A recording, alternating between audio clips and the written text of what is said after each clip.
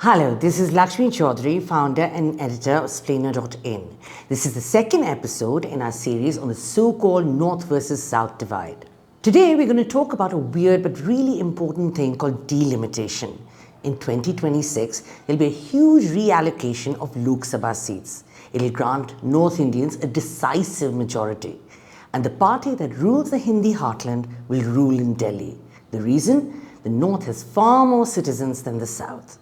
So, should South India be punished for population control? Or is it just the price you pay for a one-person, one-vote democracy? We'll look at that very prickly question today.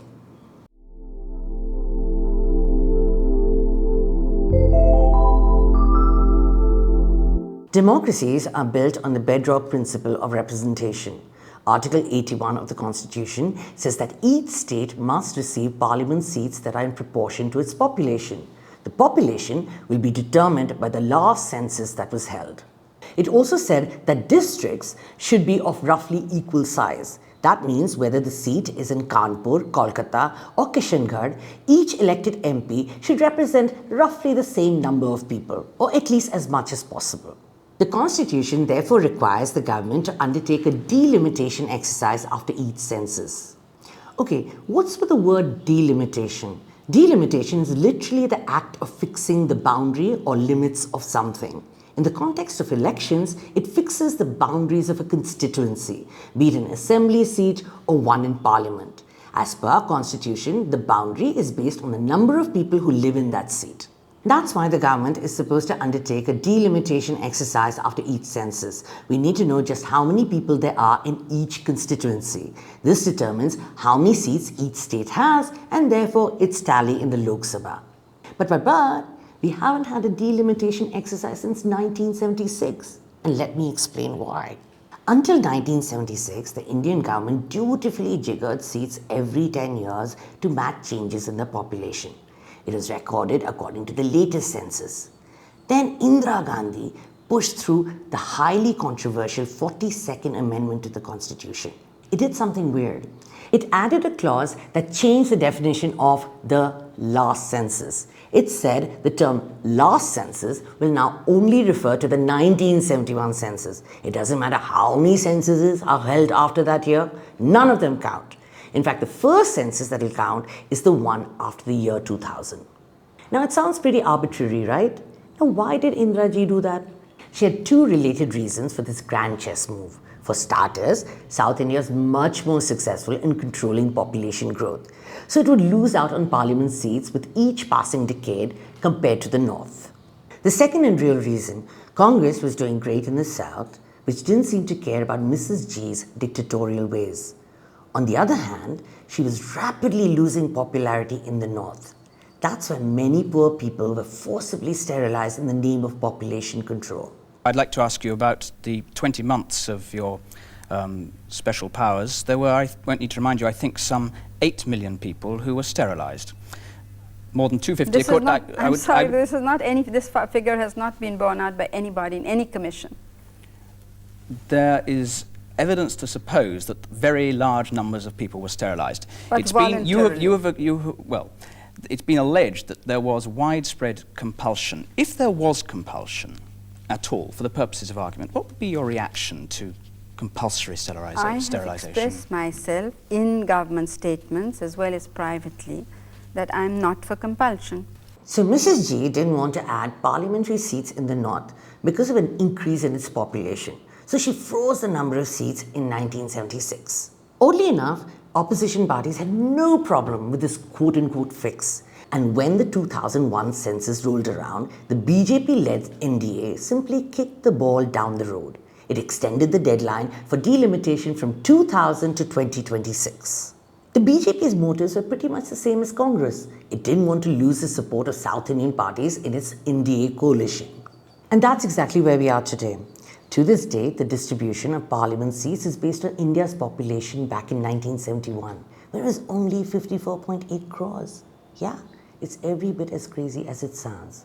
But all of that is going to change pretty soon.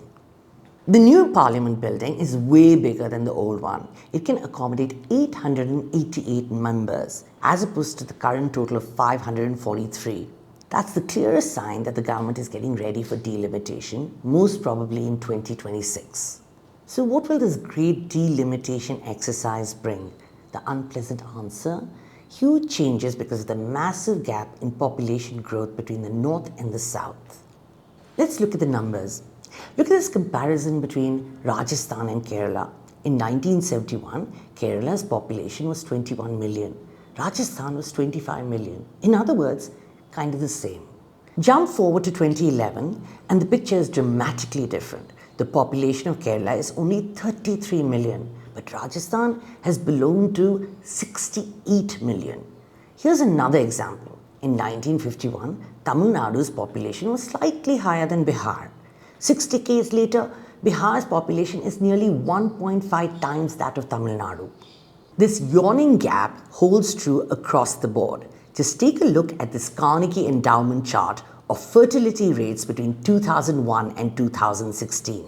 In other words, any delimitation exercise based on the latest census is going to deliver a rude shock. Irrespective of which census is used, the current number of Lok Sabha seats is glaringly lopsided. Ideally, for the Lok Sabha, one MP should roughly represent 1 million citizens. Now there are 1.210 billion Indians as per the 2011 census, so we ought to have 1,210 Lok Sabha members.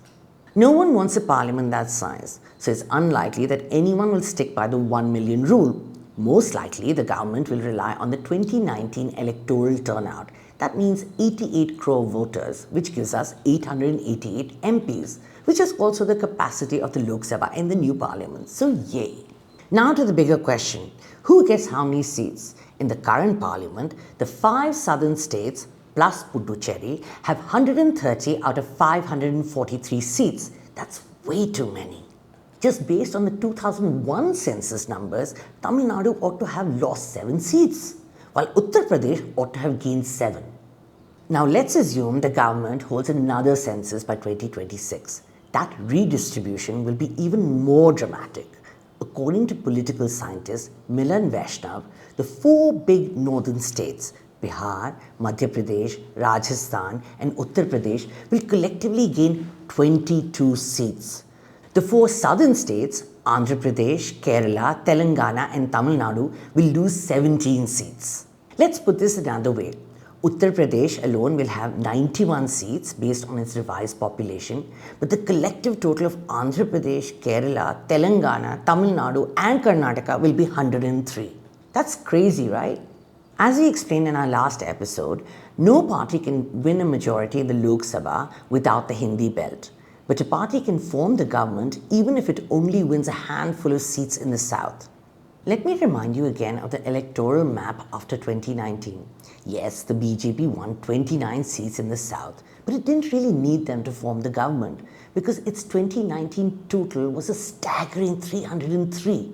The number needed for a majority, 272. Now that may seem unfair to folks in the south, but let's look at this from a different angle. Today, each MP in Uttar Pradesh represents nearly 3 million residents on average. In comparison, a single Tamil Nadu MP represents 1.8 million.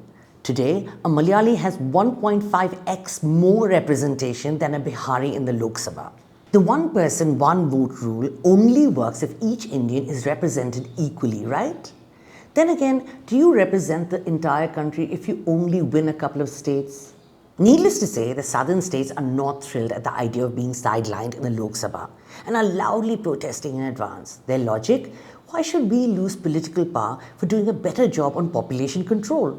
In fact, many of their leaders are already furious that the South pays more taxes because they make more money per capita, and yet they receive less from the union government because they have fewer people.